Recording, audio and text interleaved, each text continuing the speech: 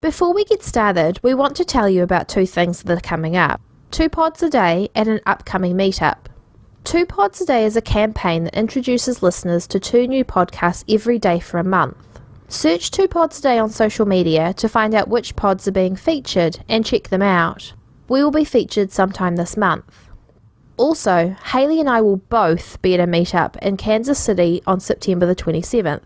Yes, I am flying from New Zealand to come to a meetup. The meetup is at Westport Flea Market Bar and Grill from 7 p.m. until 10 p.m. There will be Josh from the Our Americana Network, Charlie from Insight and Impact Statement, Lisa from Crime and Precedents, Tommy from the Curiosity Hour, Sam from the Breakers Podcast, and more. We would love to see you there. Murder Road Trip's 1-year anniversary is coming up.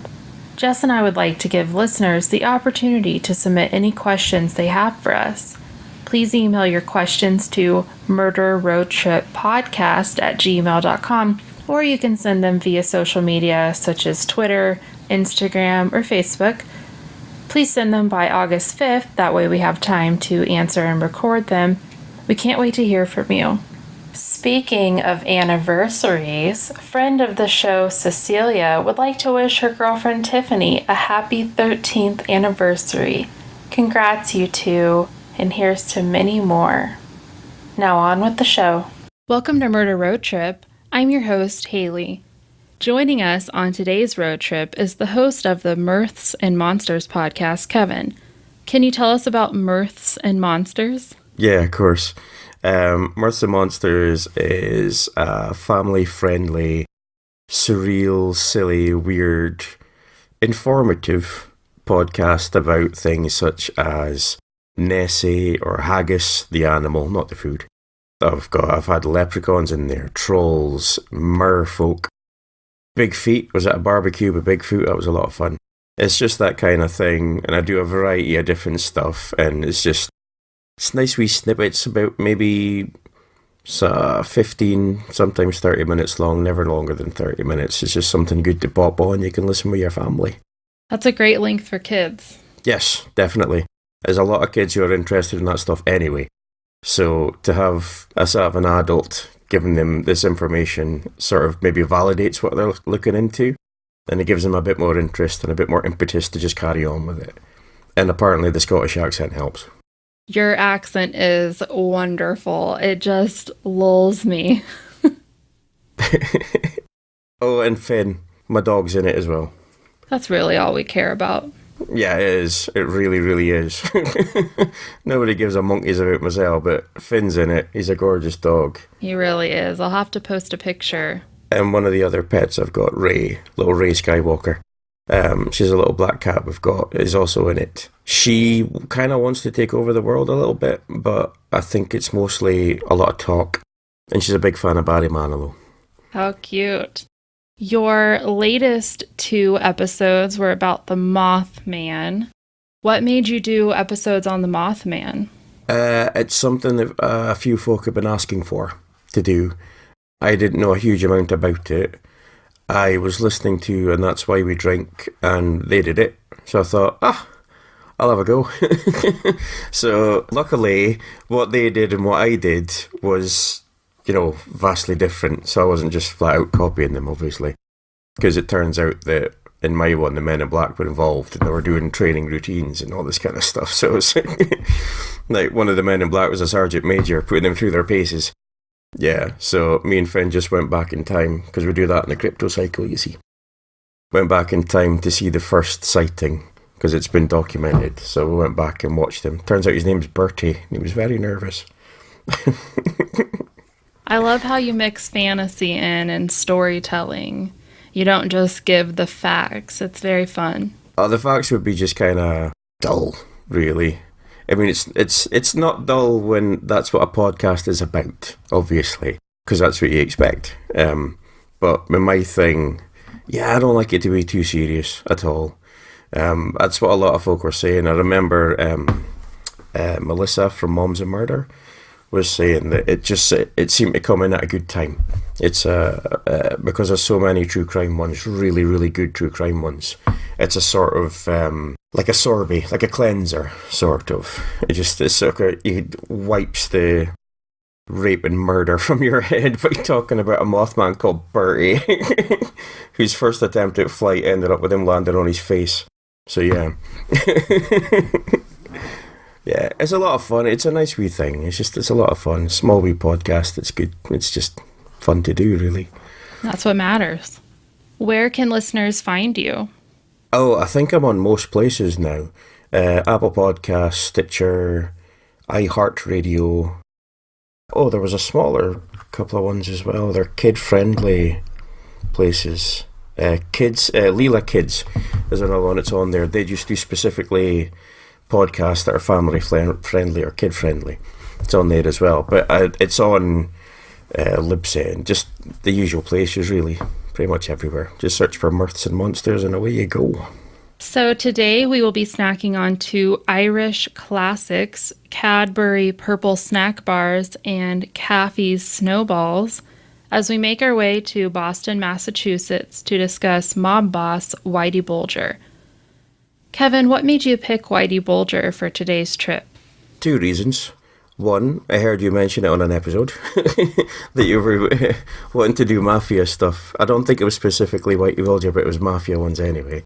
And I've always been interested in, well, the mafia side of things, but specifically this guy, because it's a hell of a story about his upbringing, about himself. He's not well.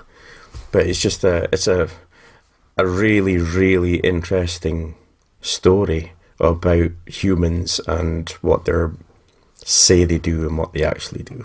It really is. I'm really glad you picked this one and that you were up for the task of such a huge episode. And before we start, I just want to say that we're only covering the basics. Even though this episode's probably going to end up being long, you could do an entire podcast about Whitey Bulger. So I highly recommend that you go and read Black Mass, and there's a few other books out there about Whitey Bulger so that you can get really in depth about what happened. Because we're not going to be able to even really skim the surface, I would say. Agreed, yeah. I mean, there's so much in this episode, but it really is just the big chunky bits. There's so much to it. And Black Mass is a hell of a read as well. It's a really good book. It really is. And I would definitely suggest you get out your bulletin boards and your red string because you're going to have to keep track of a lot of names. Definitely. Well, on that note, are you ready to go? Mm-hmm.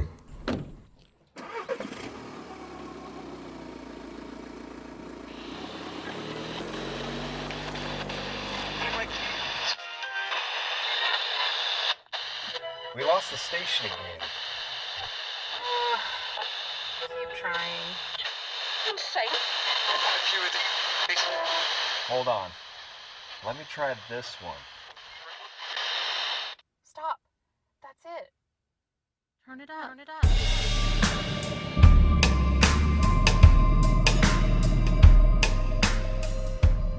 James Joseph Bulger Jr. was born on the 3rd of September 1929 to first-generation Irish immigrants James Joseph Bulger Sr.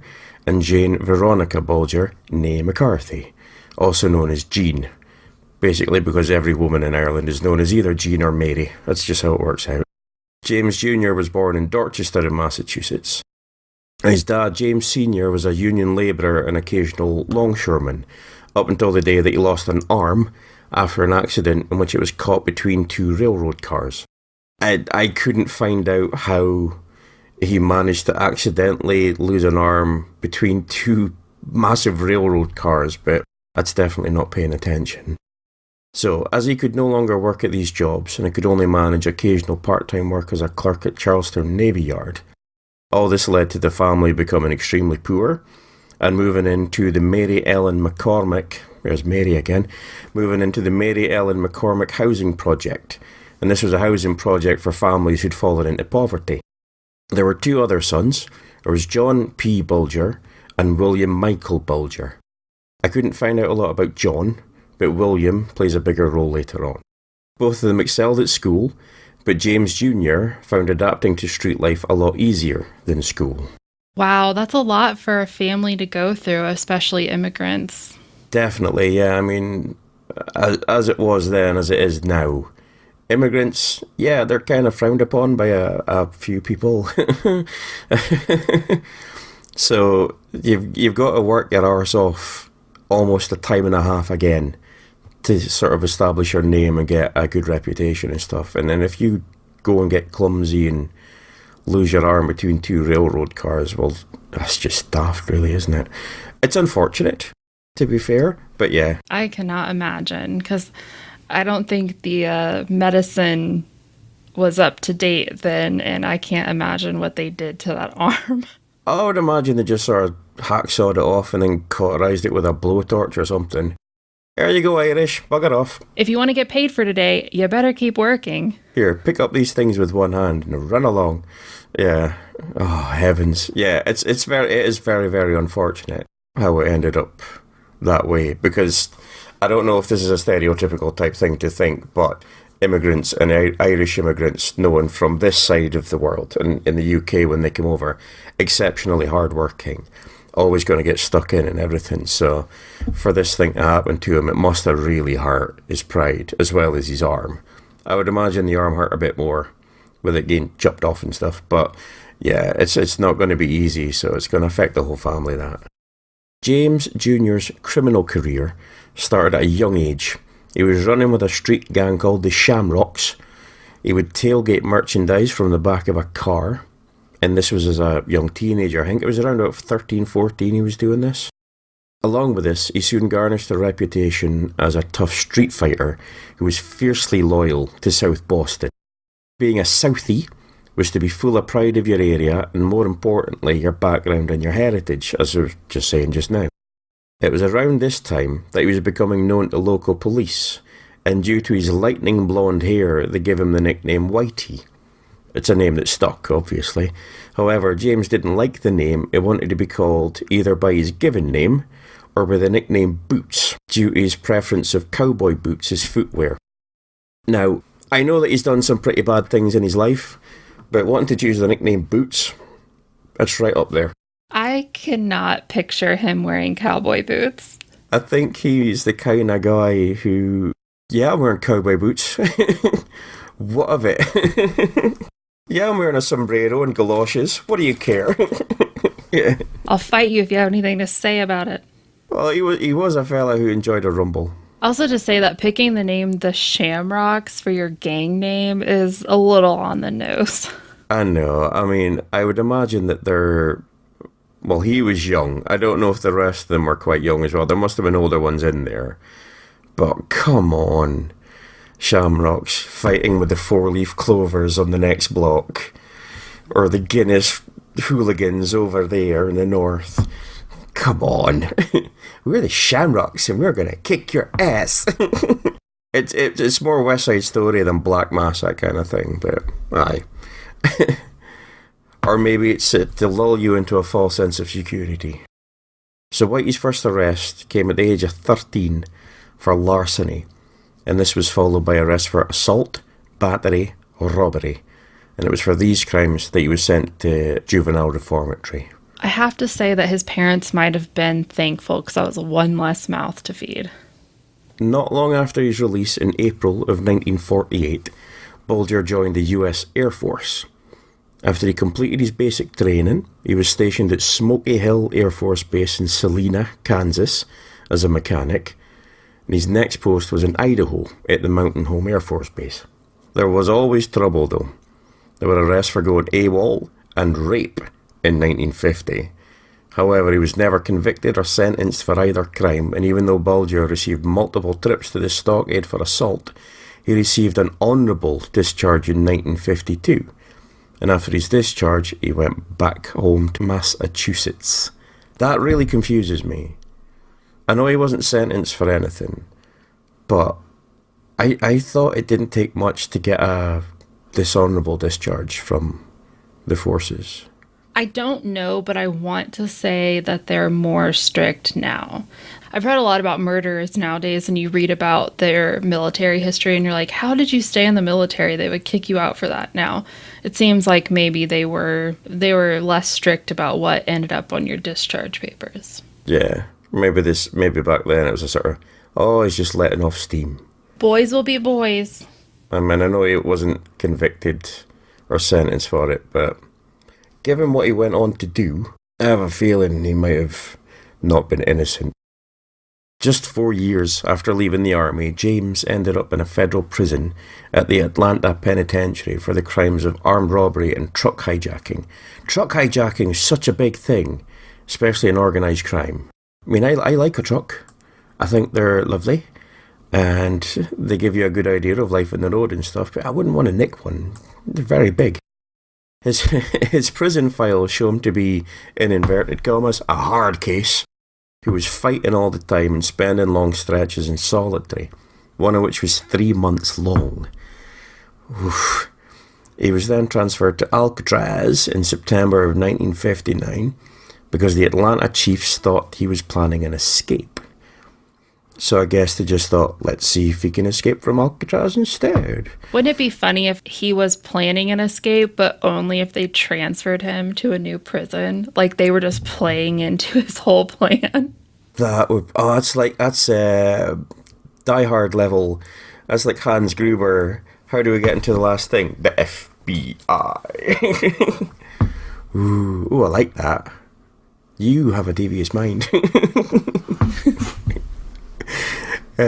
Yeah, this is the thing I was alluding to in the intro bit about what went on, the stuff I didn't know about. So it's one big thing to mention about his time in the Atlanta prison. So Whitey said he was part of the infamous CIA-run MK Ultra project. I think the MK Ultra project is quite well known now. It's basically brainwashing people into becoming slaves and assassins for the American government. So for 18 months, he and other inmates, who had all volunteered for reduced sentences, were given LSD and other drugs. Bulger later stated they had been told it was to help find a cure for schizophrenia. He also described it as nightmarish, and it took him to the depths of insanity. He also said that it led to lifelong insomnia and nightmares. Which is just, because I think one of the other famous ones is Kaczynski, isn't it? Ted Kaczynski, the Unabomber. He actually got that as well. Yeah. So this is really sad. I mean, obviously he was sort of a deviant before the MK Ultra project, but I can imagine that did not help him at all. I would imagine not, no. I mean, it sounds like he was the kind of guy who was maybe... He had a predilection for violence. Basically, partly due to where he lived. It was sort of the street gangs and stuff, and it was a good way to get your ahead. But to have this as well, I mean, it's not to say that this led him to him doing what he was doing, but maybe to the level at which he did it, possibly. Don't know. It's tricky, and it's the MK Ultra is a terrifying project itself. It's just insane. A, what it does to you, and B, the people who came up with it in the first place. They're the ones that scare me more than the people who are the subjects of it, I think. Well, what scares me is that this is something that we know about, and we only know about a teeny tiny fraction of it because all the documents were shredded. What don't we know about? And they say that it was shredded. Maybe that was part of the plan as well. Maybe there's files of it in Alcatraz prison. He told this to a fellow mobster called Kevin Weeks. See, Kevins can be interesting. Weeks also said that Bulger took initial steps to hunt down and assassinate Dr. Carl Pfeiffer, who was the overseer of the MK Ultra project. I'm kind of with him on that one, I must admit. So back in Alcatraz, and stints in solitary were not unusual, and over the next 3 years he was transferred from Alcatraz to Leavenworth and then to Lewisburg, before his third application for parole was granted. So, after serving 9 years, Bulger was out of prison and he wouldn't be back in for another 46 years. And of course, he moved back to South Boston. Where else would he go? I know, that was his home. But, well, apart from prison, I suppose. That was his holiday homes. It was 1965 when Whitey was released and returned to the Boston projects to live with his mum. He got a job as a custodian at Boston South Courthouse with the help of his brother Billy, which is William, of course. He also had a job as a construction worker and managed to stay behaved for a couple of years. He was still on parole. However, his next step was to head back into the underworld, working as a feared enforcer for Donald Killeen. Now, Donald Killeen was the dominant bookmaker at the time. He was head of the mob that controlled South Boston for 20 years, and Whitey worked for him as an enforcer and also as a bookmaker and loan shark. And Whitey was a different criminal personality to the one he was previous to his 9-year prison stint. He'd studied whilst inside, obviously aside from the MK Ultra stuff. He'd studied whilst inside, in particular World War II history. He did this to study where generals went wrong, and he would use this to learn from their mistakes for his future endeavours. His attitude was cooler, more focused. He only gave beatings when they were most effective, and this helped make late payments from punters very, very unlikely. So, prison can teach you a lot of things, and it depends on the type of prisoner and what they learn from being in prison. He learned this, and it turns out he was exceptionally good at it. So scary to me. There's nothing scarier than like a calm person that could totally kill you. Oh, completely. I've met a couple in my life. You can just look at them. It's the ones who are calm as anything, and they'll just kick off at the slightest little thing. And you know full well they're not going to stop until one is down. That's the stuff that scares me. Fuck road rage, that's a piece of piss. You get somebody who's just calm as anything and then coming for you. Nah, thank you. So a gang war started between Killeen and the Mullen gang.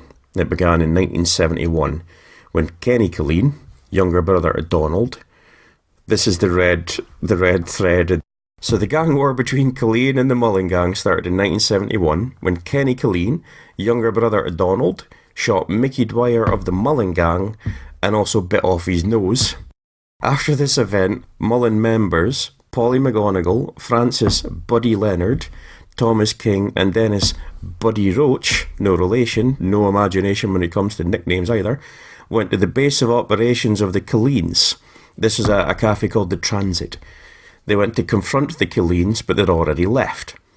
When Donald found out about it, he took it as a direct challenge, and then shit went mental. Some murders were traded back and forth, and one of these was Bulger's first kill. He shot somebody and bit off his nose. That's frowned upon, even in the underworld. You can shoot a man, but you gotta leave his nose alone. Everyone knows that. So the intended victim was Polly McGonigal, part of the Mullen gang. But in that truly horrible case of mistaken identity, the victim ended up being Donald McGonigal. Donald was the brother of Polly, and Donald wasn't part of the gang side of things and didn't take part in any criminal activity at all. It's just horrendous. So Kevin Weeks described the murder. Jimmy was driving down 7th to North Boston and saw Polly McGonigal's car. He pulled up so they were window to window. He called Polly's name, and as he turned, Jimmy shot him between the eyes. Only it wasn't Polly, it was Donald. End quote. Bulger went straight to Billy O'Sullivan's house. Now, O'Sullivan was his mentor and explained to him what happened. Billy, who was cooking at the time, said, quote, "Don't worry about it. He wasn't healthy anyway. He smoked and would have gotten lung cancer. How do you want your pork chops?" End quote. I know, it's a really good way of looking at it because, like, you can murder anyone because they're gonna die anyway, so... Eventually, yeah. I know, it is interesting to see how they can justify these kind of things that went on. I'd like to see inside the head... Oh, maybe I wouldn't. I'd kind of like to see inside the head of some of these folk and just see what makes them work. The actual murder of Polly McGonigal wasn't official until his very old remains were discovered near one of Whitey's body pits in the year 2000. It was always assumed Polly had been murdered after he vanished in November 74 as revenge for the murder of Whitey's mentor, Billy O'Sullivan. So, to step back slightly to the murder of Billy O'Sullivan. So in March 1971, Paulie was furious about the murder of his brother. He sought permission from Mullen gang leader Patrick Nee to kill O'Sullivan. Paulie had assumed that Billy was the killer and not Bulger. Billy had dropped his wife at home after they had eaten at Whitey's restaurant. He said he had an errand to do and he left.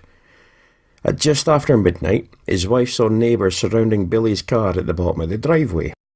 She went down and found Billy had been shot dead, and to such a degree she could only identify him by his suit. This kind of confuses me a little bit, I must say.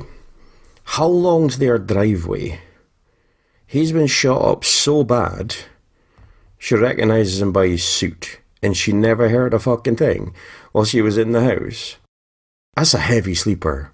I'm not saying she's in on it, just that, I don't know, guns are loud.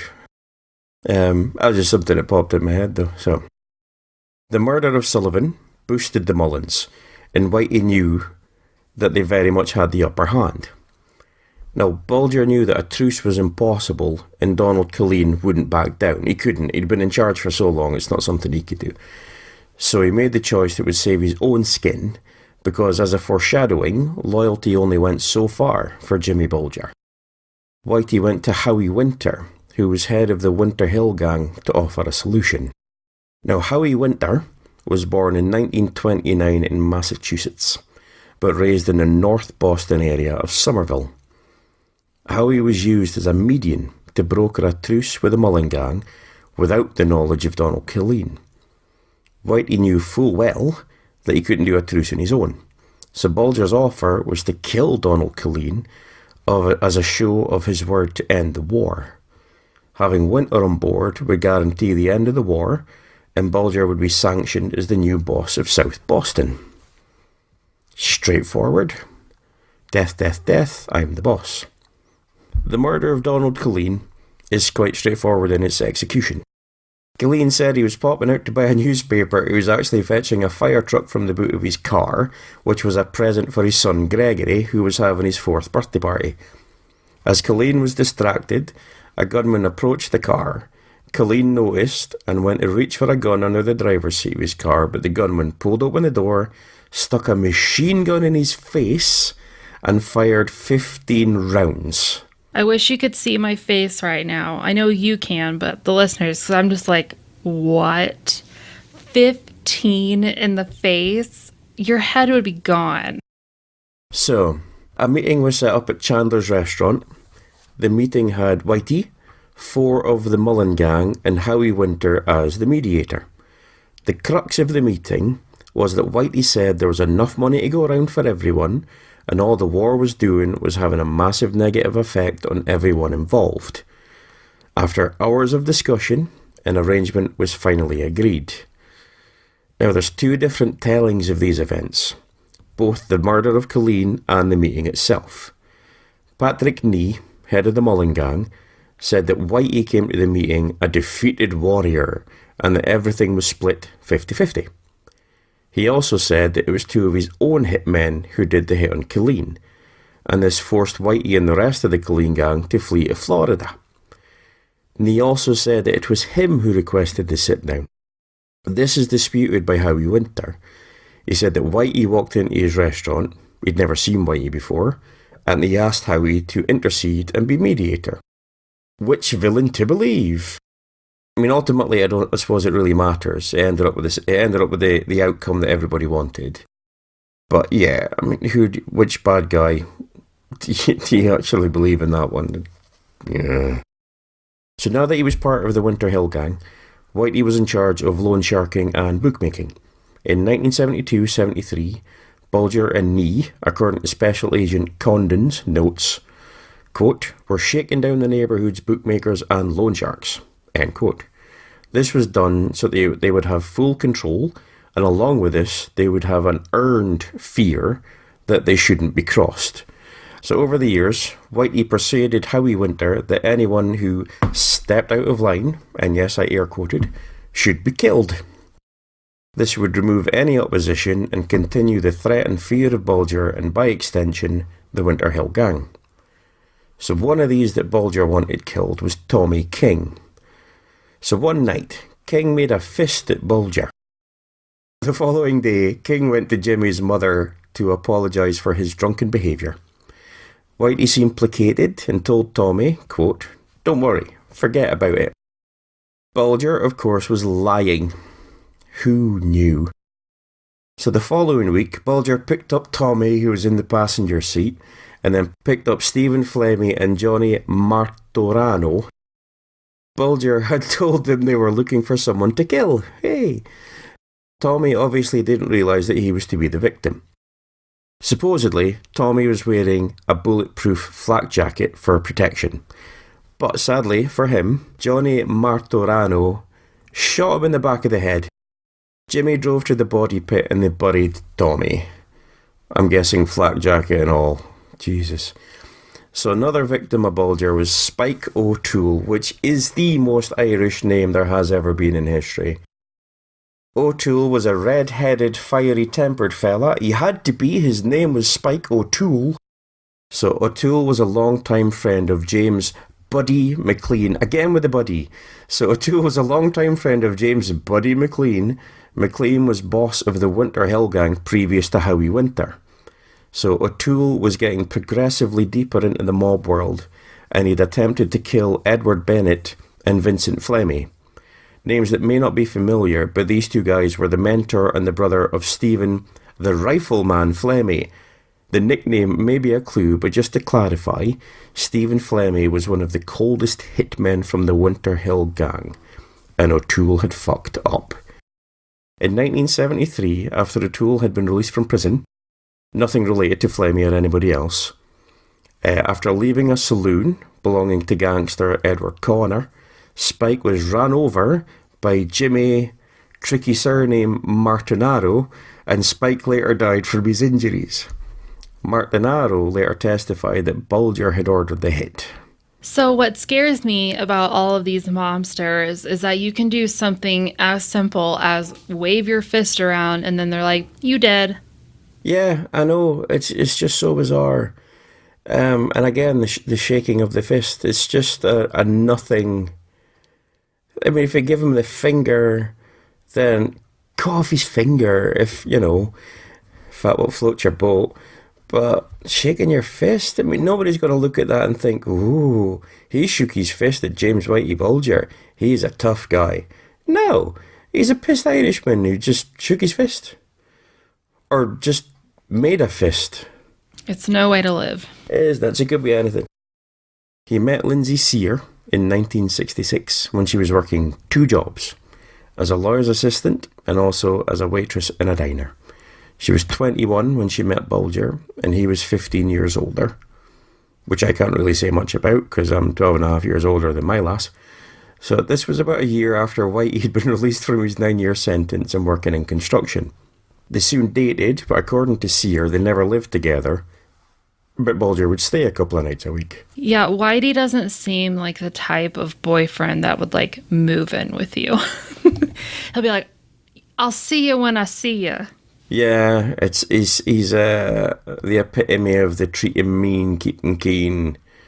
But he's not doing it as a cliche. He's mean. So a few months after they started dating, Sear got pregnant. Bulger wanted her to have an abortion, but she refused, and him a Catholic. So after a difficult birth, Lindsay gave birth to Douglas on May 22nd, 1967. Sadly, and this is the sad part of the thing, sadly Douglas only had 6 years of life. As a related aside, Bulger wasn't actually listed as the father on the birth certificate. This was given to Richard Sear, who was a former boyfriend of Lindsay, not Whitey. This is believed to have been done to try and prevent Douglas being used as a target by enemies of Bulger, which shows, if that was his suggestion, that's actually shows a bit of heart, that one. Unless it was sort of to protect him through the kid, but I guess I'm trying to give him the benefit of the doubt. Douglas suffered from Reye syndrome and died after suffering a severe allergic reaction to an aspirin injection. In Sear's words, It was very difficult for Jimmy because, no matter what, there was nothing that could save this. Money didn't matter, his power didn't matter, and the death further toughened Whitey and also put a strain on the relationship. And they finally split around 1980. Not long after the split, Bulger began seeing Teresa Stanley. Now, Teresa was a South Boston divorcee with 4 children. She was apparently unaware of his criminal activities, being told to, quote, mind their own fucking business, end quote, when she asked about it. So Bulger bought a house for Teresa and acted as a father to her children, but he still kept a separate apartment and never moved in with her. However, he was with her for the majority of the time. Well, he was there for his meals. So Stanley said that he was a caring guy, but she did admit he was absent a lot of the time, but again, minded her business. Well, she didn't seem to know that Whitey was having numerous affairs, one of whom was Catherine Krieg. In 1971, the Federal Bureau of Investigation decided they wanted to recruit Whitey in order to use his mob connections to help bring down the well-known Italian patriarchal crime family. FBI agent Dennis Condon was tasked with bringing Whitey on board as an informant, but Whitey declined and was therefore not recruited. I can imagine that he'd be really hard to recruit. I'm assuming he would have thought it was some kind of trap to begin with anyway, so... In 1974, Whitey became the partner of Italian-American mobster Stephen Flemmi, who we discussed before, also known as the Rifleman. Flemmi had been an FBI informant for nearly a decade at this point. This is when Whitey became an informant as well. It's not known why Whitey became an informant, but there are a couple theories. One theory is that Agent John Connolly, who had been a childhood friend of Whitey's, talked him into it, convincing Whitey that together they could bring down the patriarchal family. Bringing down the family and ending the feud between Whitey and the patriarchal family boss was a priority for Whitey. Another theory is that Flemmi had helped the FBI build up a case against Whitey and they blackmailed him into becoming an informant. Now, I don't know about you, Kevin, but I definitely find the latter to be more believable, that they would blackmail Whitey into becoming an informant. He does not seem like the type that would just willingly become an informant, especially spending all that time in prison. He knows that snitches are like at the bottom of the hierarchy. Oh, definitely. Which is something else I also find unusual. That somebody finally decides to step up and do the right thing, and that's instant death, or stitches, as the saying goes. But yeah, blackmail is definitely the most likely out of those two. The only other way it would be is he got something out of it. And why would he help the government? The government, through MK Ultra, basically ruined his life. I just find it so unbelievable, and so did everyone else when they later found out that he was an informant, that he did so on his own accord. The blackmail is most definitely the option out of it, but he went in at full gusto, you know. In exchange for information, Connolly agreed to provide Whitey and Flemmi with protection. Connolly gave Whitey and Flemmi inside information so that they could evade criminal prosecution. Connolly also falsified reports in order to cover up any White Hill gang crimes. Of course, this goes without saying, but that's highly illegal. In 1977, John Morris took over the FBI's Boston Organized Crime Squad. At first, Morris tried to stop Connolly's protection of Whitey, but after he failed, Morris just began helping Connolly instead. Even after Morris was transferred to a different unit, he continued helping Connolly, Whitey, and Flemmi. He had the perfect chance to get out when he switched units, but I just imagine you have it good when you're working with Whitey and Flemmi. Yeah, and I'm listening to that and thinking, if Whitey was Morris, there's no way that Whitey would cave in that easily. You expect him to be the bad guy. John Connolly is the one that sort of pisses me off in this whole situation. He's the FBI. He's meant to be the goodie in this. So, obviously Whitey's still an arsehole, but you expect him to be an arsehole because he's the bad guy. Right. In February of 1979, the boss of the Winter Hill Gang and many members were arrested for fixing horse races. Although they were involved in the races, Whitey and Flemmy were left out of the court indictments due to Connolly and Morris asking the prosecutor to drop charges and list them as unindicted co-conspirators instead. With the Winter Hill Gang boss in jail, Whitey took over leadership of the remaining members who weren't indicted.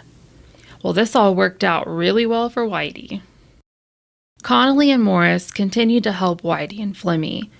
The gang members were able to use their status as informants to eliminate their competition. The following is only one example of how they were able to use their informant status to eliminate the competition. Get your red string out again, because this one is another one of those ones that might be hard to track. In November of 1981, Brian Halloran, a cocaine dealer who sometimes worked for Whitey, was arrested for a murder in Chinatown. Halloran wanted to make a deal with the FBI, so in January of 1982, he told the FBI that he had information on a few Winter Hill Gang murders ordered by Whitey and Flemmy. In exchange for talking to the FBI, Halloran wanted to be placed in the Witness Protection Program. Instead of placing him in the program, Connolly told Whitey and Flemmy what Halloran had said. Halloran told police about a few murders, including the murders of Roger Wheeler and John Callahan. John Callahan was the president of a company called World Highlight Company. According to Wikipedia, highlight is a sport involving a ball bounced off a walled space by accelerating it to high speeds with a handheld device. I guess it was really big in the 80s. I never heard of it before. I'm going to have to watch some videos. I don't know. Have you ever watched Jackass? Yes. They actually played this in one of the episodes. It was a really big hall, and they were throwing, it was like a curved handheld device, and they had, I think, satsumas or oranges in it. And I think Steve-O and Chris were against the wall facing away from them, and they were twanging these things to them, trying to get them in the back of the legs. That's what highlight is. That's what it is. Okay. Awesome. Well, in the late 1970s, the World Highlight Company was sold to a Tulsa, Oklahoma businessman named Roger Wheeler. In 1981, Wheeler told Callahan that he thought there was some embezzling going on in the company. Well, he was right. Callahan had been washing money for the Winter Hill Gang. Wheeler threatened to do an audit, and Callahan freaked out. He told Whitey and Brian Halloran about the audit. Halloran said they should get rid of Wheeler. And a few months later, the Winter Hill Gang did just that. In May of 1981, Wheeler was shot to death right after he entered his vehicle. On May 11th, 1982, Whitey and Flemmy found out that Halloran was back in town. They sent a White Hill Gang member, Kevin Weeks, to stake out the restaurant where Halloran was eating. While Halloran was eating his meal, his friend Michael Donahue approached him and offered him a ride home. As Halloran and Donahue left the restaurant parking lot, Whitey, in a disguise, so clever, and another shooter opened fire and shot Donahue's car up with bullets. Donahue was shot in the head, and Halloran lived long enough to tell the police that his killer was a Winter Hill Gang member named James Flynn.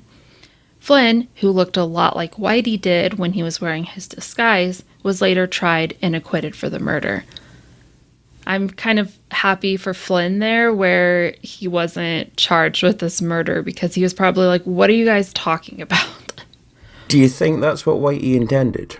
I was wondering that as I was reading it out loud. I didn't think about it before, but probably. Why would he want anyone to know that he was the murderer? Yeah, and if they did it on purpose, that's pretty bloody clever, actually.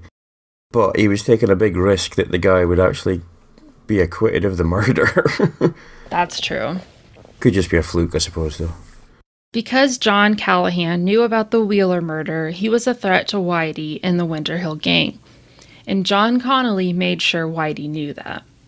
I think he did a lot of so, what about John Callahan? Just and a lot of staring and winking. So in August of 1982, John Callahan was shot multiple times, then put into the trunk of his vehicle and left at the Miami airport. With Halloran and Callahan both dead, there was no one to testify that Whitey was behind Wheeler's murder. Murdering people to get away with murder, I find it so bizarre. I know it in that line of work, as it were, it's common sense, but you would think that obviously these people are the ones who are doing the murdering to get away with the murder, and that would just lead to maybe more evidence to get them, sort of thing. I don't know. And I know it's about intimidation and all that kind of stuff as well, but it just seems bizarre. It really is. Like, you'd be in less trouble if you just did the one and admitted to it instead of, like, trying to kill all these other people to cover it up. We're going to fast forward a couple years. Like we talked about at the beginning, we're not going to cover everything because it deserves its own podcast, not just an episode. In 1986, Whitey Bulger finally eliminated the Patriarca family and took over their area. As the years went by, prosecutors tried to build cases against the Winter Hill Gang for extortion, loan sharking, bookmaking, truck hijacking, drug trafficking, and arms trafficking. But Connolly and Morris were always able to help Whitey and Flemmy escape prosecution. Connolly retired in the early 1990s, but he didn't stop using his connections to help Whitey and Flemmy. By 1994, the Drug Enforcement Agency, the DEA, considered the FBI to be corrupt. A joint task force was created between the DEA, the Massachusetts State Police, and the Boston Police Department. The task force's main objective was to investigate Whitey's gambling operations. By not including the FBI, the task force was hoping to keep whoever was giving away confidential information in the dark about their investigation, therefore not letting Whitey and Flemmy escape prosecution like they had for so long. In December of 1994, Connolly was somehow able to find out about the investigation and warned Whitey about upcoming indictments. Whitey responded by hiding safety deposit boxes all around the United States and Europe. On December 23, 1994, Whitey went on the lam with one of his girlfriends, Teresa Stanley. At first, Whitey and Teresa spent 4 days in Selden, New York. Then they headed to New Orleans, Louisiana for New Year's. In early January, Whitey was going to head back to Boston because he thought news of the indictments was a false alarm. But then he learned that Flemmy was arrested, so the couple spent the next 3 weeks traveling between Louisiana, New York, and California. Now I just have to say this. If I was a wanted man by the United States government in Massachusetts, I would not go anywhere on the East Coast. Why does he keep going back to New York? It's the fact that he stayed in America. Was there a thing up in airports and stuff? I don't think there was there? I agree with that. I'm not sure if there were any flags on his passport because they hadn't technically indicted him yet. Oh, mind you, if he didn't, maybe he had been warned by Connolly that's like maybe a basic procedure to just alert airports and stuff like that. Because I would imagine it wouldn't be that hard to do, just to sort of watch for this guy sort of thing. I know there's more to it than that, but... At the end of the 3 weeks of constant travel, Teresa wanted to go home and see her children. Whitey and Teresa headed from San Francisco to Florida so Whitey could pick up one of his hidden safety deposit boxes. Whitey dropped Teresa off in a Boston parking lot, then met up with his other girlfriend, Catherine Grieg. The two left Boston and were on the run for the next 16 years. That's a long time to be looking over your shoulder. It is, yeah. I'm just... Because Whitey's sort of... He doesn't stand out fully. Obviously, he's not the Johnny Depp-looking Whitey you see from the film, but he's going to have quite a well-known face, really. Especially if he's on Most Wanted and stuff like that. But he must have just lived such a quiet life. But maybe the fact that how bad he had it in prison, even just for 9 years...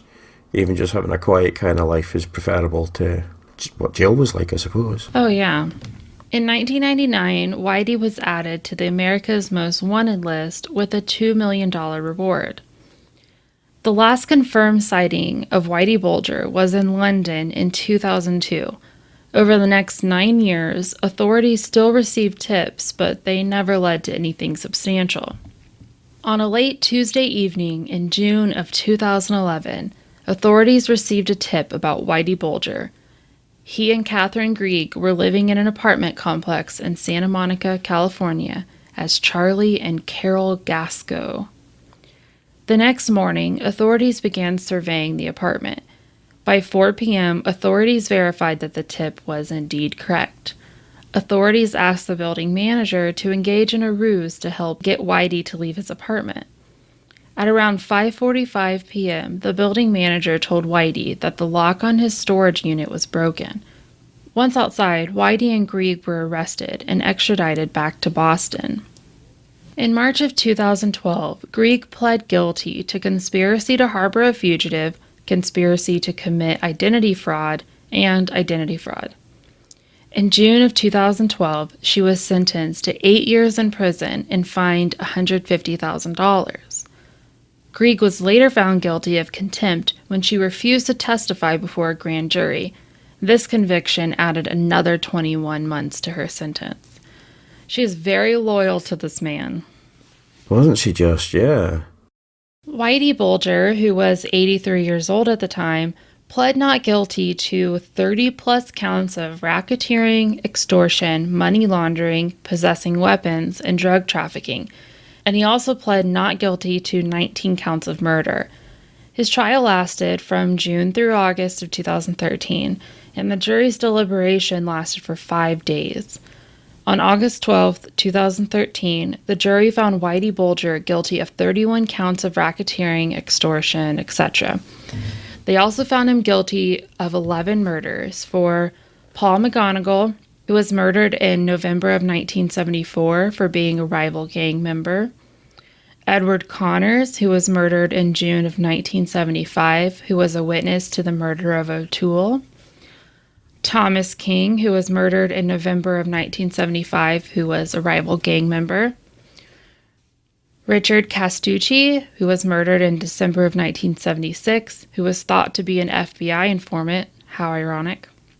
Roger Wheeler, who we talked about before, was murdered in May of 1981, who had accused the Winter Hill Gang of basically skimming off the top or embezzling money through Callahan. Brian Halloran, who we talked about before, May of 1982, who was an FBI informant who implicated Whitey in killing Wheeler. Michael Donahue, we talked about before, murdered in May of 1982. He was the man who gave Halloran a ride and was killed on the crossfire. John Callahan, once again talked about before, killed in August of 1982, who was thought to possibly implicate Whitey in Wheeler's death. Arthur Barrett was murdered in July of 1983. He had extorted from Whitey. John McIntyre was murdered in November of 1984 after he helped with a police investigation. And Deborah Hussey was murdered in January of 1985. She was Flemy's girlfriend's daughter, and she had threatened to tell police about Flemy's dealings. Whitey was found not guilty on 7 murders for Michael Milano, who was murdered in 1973. He was killed in crossfire and was not an intended target. Al Plummer was murdered in March of 1973. He was a rival gang member. William O'Brien, murdered in 1973, was also a rival gang member. James O'Toole, murdered in December of 1973, was Steve Flemy's rival, and Kevin talked about that one. Al Neuterangeli was murdered in February of 1974. He was a rival gang member. James Souza, murdered in October of 1974, was killed to keep quiet. And Francis Leonard, murdered in 1975, was a friend of Thomas King. And the jury was unable to reach a verdict for the murder of Deborah Davis, who was murdered in 1981. She was Flemy's girlfriend. She wanted to leave him, but she knew too much. That's a lot of murders. I do not envy that jury for having to make all of those decisions. There's also a rumor that Flemmy was sexually assaulting her, and that's another reason why she wanted to go to police, but I couldn't find any confirmation on that. On November 13th, 2013, Whitey was sentenced to 2 consecutive life sentences plus 5 years. He was ordered to pay $19.5 million to victims' families and $25.2 million to the government.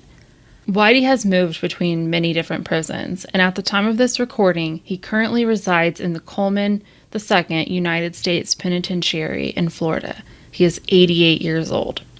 In 1995, Flemmi was charged with illegal gambling, extortion, obstruction of justice, and many more charges. It wasn't until 1997 that the judge and the world found out that Stephen Flemmi and Whitey Bulger were FBI informants. After the news was out there, Flemmi filed many appeals stating that he was guaranteed immunity for being an informant. In 1999, Flemmi was also charged with racketeering, obstruction of justice, and conspiracy. After multiple Winter Hill gang members told authorities about murders Flemmi was involved in, Flemmi struck a deal with prosecutors. He pled guilty to 10 murders and was given a sentence of life in prison instead of facing the death penalty. Agent John Connolly was arrested in late 1999. In 2002, he was convicted of federal racketeering and obstruction of justice, and he received a 10-year prison sentence. In 2005, Connolly was indicted for the 1982 murder of John Callahan. He was the one who knew about Roger Wheeler's death, and this was the one where Connolly was basically like, wink, wink, what about John Callahan? He's still out there.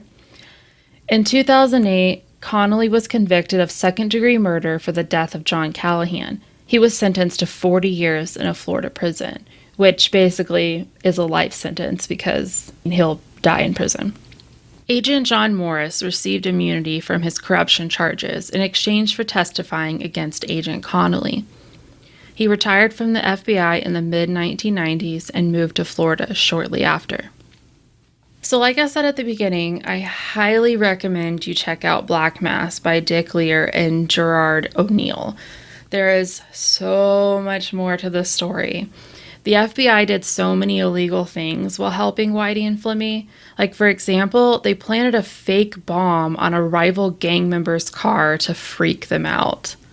I mean, there is just so much that they did that we didn't cover, and that's why I think what Kevin was saying, 10 years in prison for everything he did over 20 years is hilarious.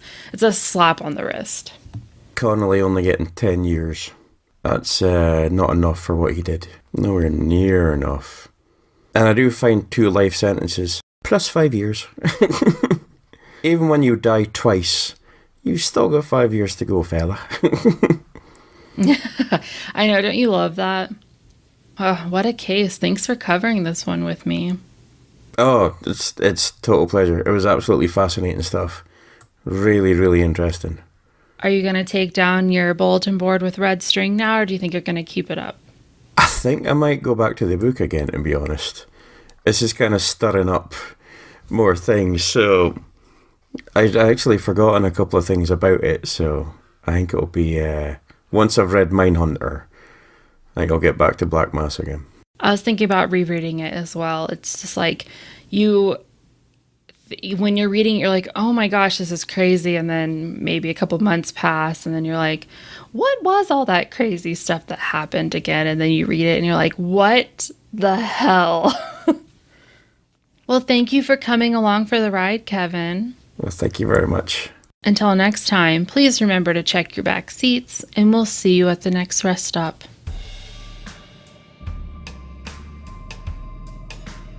If you didn't know already, you can also listen to me on the We're All Just Pretending podcast, where I give bad advice on purpose. You can also find Jess and me on the Playlist podcast. Playlist is a podcast where Josh Hallmark of Our Americana and the Karen and Ellen Letters has different podcasters on to talk about their favorite songs. Every episode has a different theme and a new panel of podcasters. You can find Murder Road Trip at murderroadtrip.com, on Instagram and Twitter at MurderTrip, and on Facebook at Murder Road Trip Podcast. If you're interested in continuing the discussion, you can join the Murder Road Trip Podcast group on Facebook. If you enjoyed this episode, please make sure to rate, review, and subscribe on your podcast app of choice. Please stay tuned after the music to hear from some other great podcasts.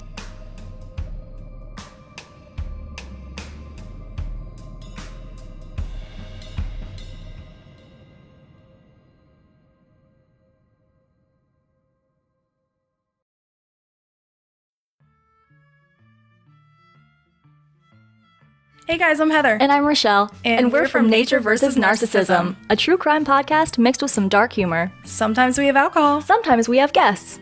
Since I've always been fascinated by true crime, I wanted to delve deeper into the criminal mind and discuss why these criminals commit these vile acts. Was it nature? Was it nurture? Or was it just plain old narcissism? Join us every week for a brand new episode. You can find us on Apple Podcast, Stitcher, Google Play, TuneIn, and Podbean. Don't call the cops! Bye!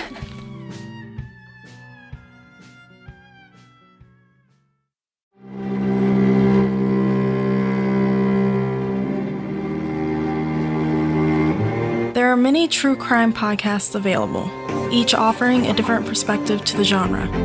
Each with their own niche that pulls the listener in by tugging at their heartstrings or their funny bone in one way or another. What we aim to do with Status Pending is make you think.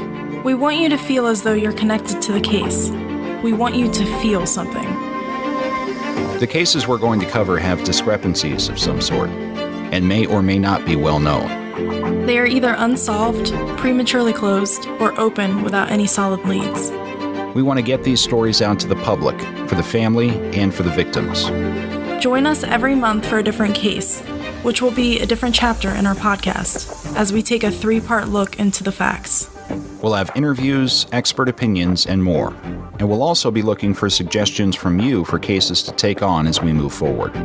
You can email us at statuspendingpodcast@gmail.com. And you can subscribe to Status Pending wherever you listen to podcasts.